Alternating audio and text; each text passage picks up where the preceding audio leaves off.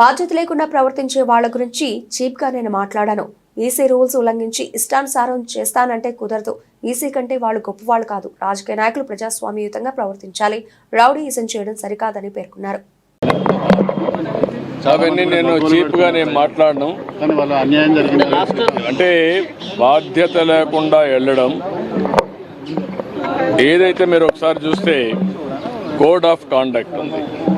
Code of conduct అనేది రాజకీయ పార్టీలకు వర్తిస్తుంది, కంటెస్ట్ చేసే అభ్యర్థులకు పనిచేస్తుంది, అధికార యంత్రాంగానికి పనిచేస్తుంది. కానీ విచిత్ర వాదన, మేము మాత్రం మాకు కోడ్ ఆఫ్ కాండక్ట్ లేదు, మేము ఎక్కడికైనా పోతాం అని వైలేట్ చేసి ఒకసారి ఎలక్షన్ కమిషన్ ఆర్డర్ ఇచ్చిన తర్వాత మీరు రావడానికి వీలు లేదంటే ప్రజాస్వామ్యం నిలిపేయాలి. దట్టు ఎలక్షన్ కమిషన్ ఇచ్చిన తర్వాత మీరు ఊరు పోవడానికి, ఎలక్షన్ కమిషన్ కంటే మీరు గొప్పవాళ్ళు కాదు కదా.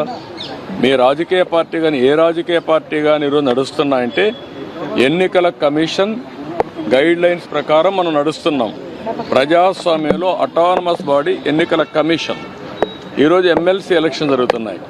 అలాంటి ఎమ్మెల్సీ ఎలక్షన్ జరిగేటప్పుడు కోడ్ ఆఫ్ కాండక్ట్ ఉంది, మీరు రావడానికి వీలు లేదు అని స్పష్టంగా చెప్పిన తర్వాత దాన్ని వైలేట్ చేసి ఆడడం